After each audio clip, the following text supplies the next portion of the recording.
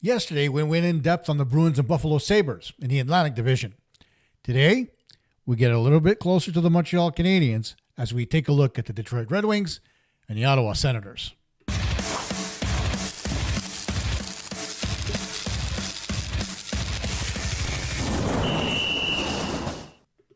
Hey everybody, Caufield here from Puck Talk Montreal, and I hope you guys enjoyed yesterday's talk about the Sabres and about the Boston Bruins.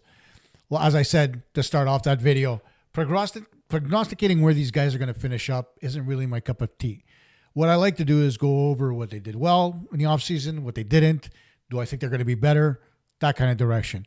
And not really try to predict numbers, because at the end of the day, if I did that, I'd have to do it for the Canadiens. And right now, where we are as far as the rebuild's concerned, I'm not really that interested in really going to that level. I never have been, probably never will be. But, you know, as we take a look once again at the standings, just above the Sabres are the Detroit Red Wings. They finished 5 points behind the Canadiens with 86 points. Not really that close as far as a playoff spot. But the one thing you have to see and notice here is that the Canadiens' goal differential and the Red Wings' goal differential was just a single puck. There's a lot to be said there. Basically, all that means is that the Detroit Red Wings, weren't as lucky as the Canadiens as far as getting wins are concerned. Now, head-to-head, it was 3-1 in favor of the Canadiens. The teams played 4 times. They played twice in December, once on the 20th, another time on the 21st, home and away. Then they played January 23rd. That was at the Joe Louis Arena. Little Caesars Arena. Man, I got to get used to that.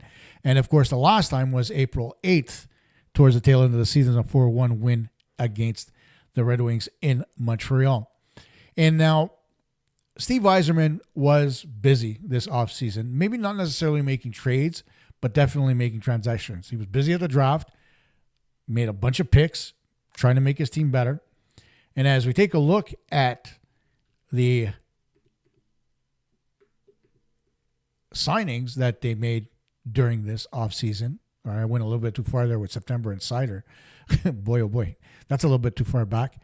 But if you take a look at it, they signed Travis Hamonic, Mason Appleton, Elmer Soderblom, John Leonard, James Van Riemsdyk, Jacob Bernard-Dock, Ian Mitchell, Patrick Kane re-signing with them, Jonathan Berggren, Albert Johansson, William Lagesson, and Seider, as I mentioned, was a bit further back.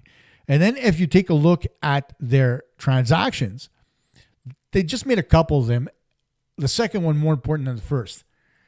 They managed to get John Gibson from Anaheim for Peter Mrazek, a 2027 second-round pick and a 2026 fourth-round pick.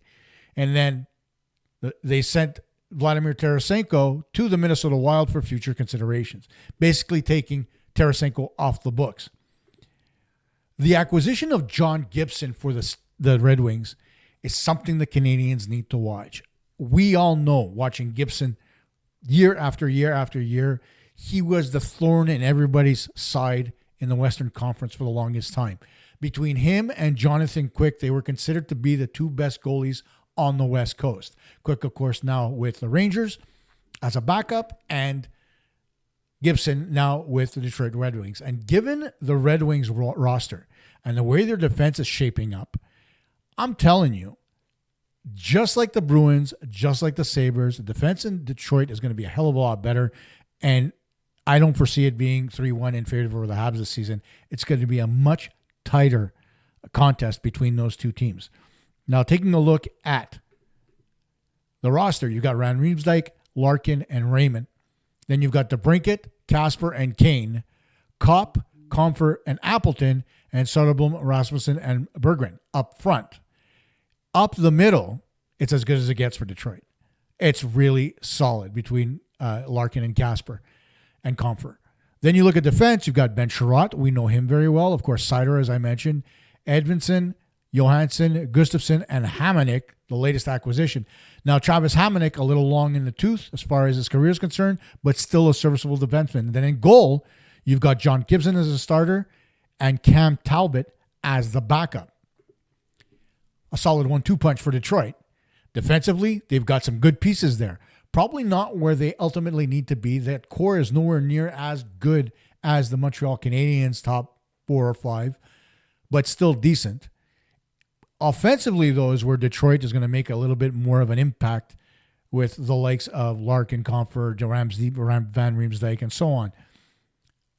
It's going to be a good group, especially, Patrick Kane, always a dangerous player with and without the puck. So Detroit's going to really, really, really be the thorn in the Canadiens' ass, and I think they're the ones that are going to be closest to Montreal as far as fighting for a playoff spot if there is a fight.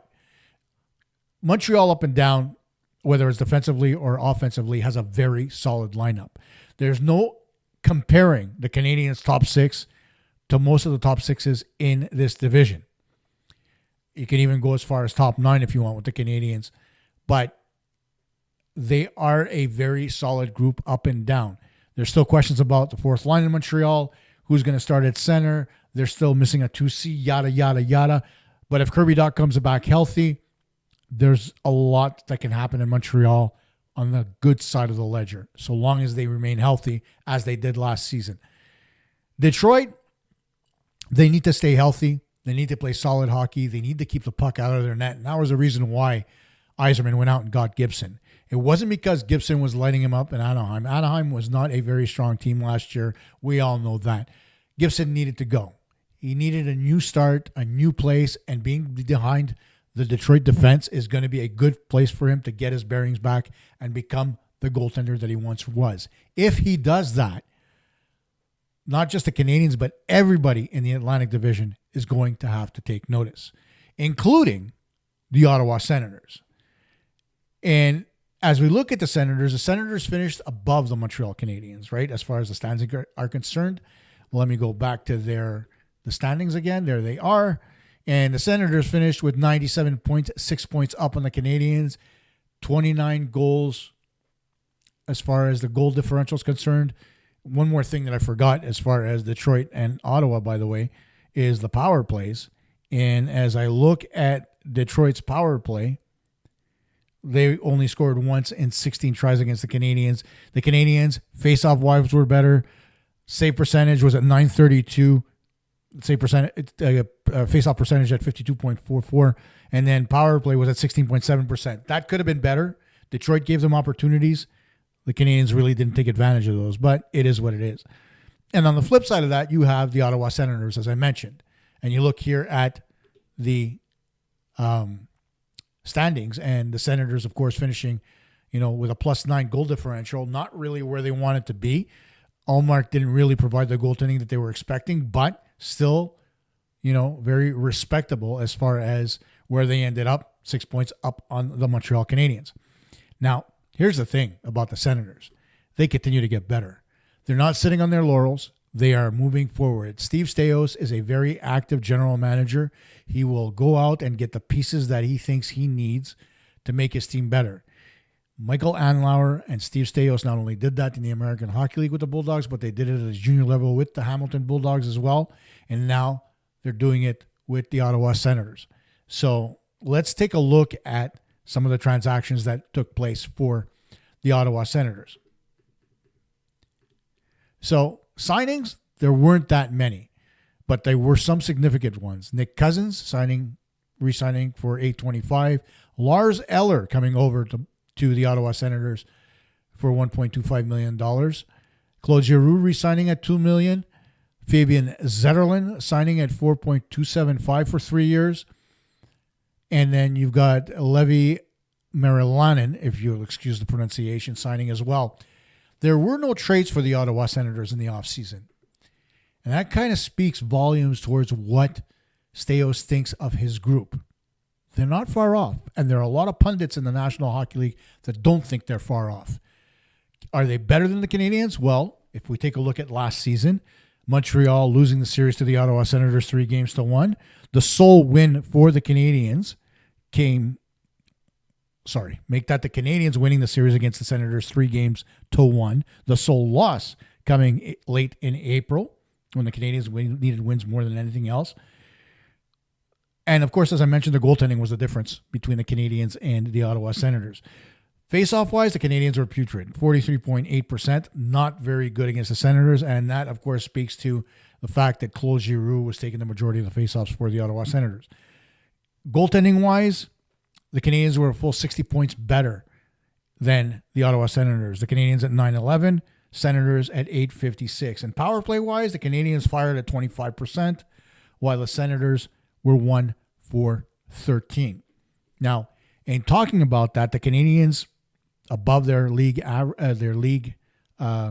rate as far as the power play is concerned, and the penalty killing as well, super, only allowing 1 goal in 13 attempts for the Ottawa Senators. But there's one thing for sure, as we take a look at the Ottawa Senators lineup, they're not a weak lineup at all. You take a look at the first line, Tkachuk, Stützle, and Zetterlund. As much as we love to hate Stützle, he is a very good NHL centerman. Second line, Batherson, Perron, and Cousins. Nothing to scoff at. Third line, Riley Gregg, Pinto, Claude Giroux. Giroux on the right wing. Imagine that. And then on the fourth line, you've got Nick Cousins, Lars Eller, and Amadio. Amadio, fantastic as a fourth liner and a penalty killer. Then you look at their defense. You've got Chabot, Sanderson, Zub, Jensen, Cleveland, and Spence. And then in goal, Olmark and Merolainen. Staios has stabilized the goaltending position by signing Merolainen. And you take a look at that defense, and there's no denying the Ottawa Senators are poised to make a run at a higher level in the division. Whether or not they get higher than the Montreal Canadiens remains to be seen. They're going to be better. They're going to be tougher against Montreal. We know that. Tkachuk always plays well against the Montreal Canadiens. Stützle, always a thorn in the Canadian side. There is one thing that Montreal has to do. I didn't mention it against Buffalo or Boston. I'm mentioning it here, especially against Detroit and Ottawa. And, of course, the other teams coming up in the division. Montreal needs to be disciplined. They cannot take stupid penalties. Now, there's a lot to be said about that. And I know a lot of people love Arbor Xhekaj, but Arbor Xhekaj took a lot of penalties last year for no good reason because he was out of position. There were a lot of players that were playing catch-up instead of skating and getting into trouble on the ice and taking penalties. The Canadiens need to play a much more disciplined game if they expect to be contenders this season. So stop with the Canadiens have good players. They do. Everybody does right now, whether it's from the defensive side of the ledger or whether it's the offensive side of the ledger or both. But by and large, you saw it as well as I did. The Montreal Canadiens way too often in the penalty box. And it enraged me, and I'm sure it did you as well.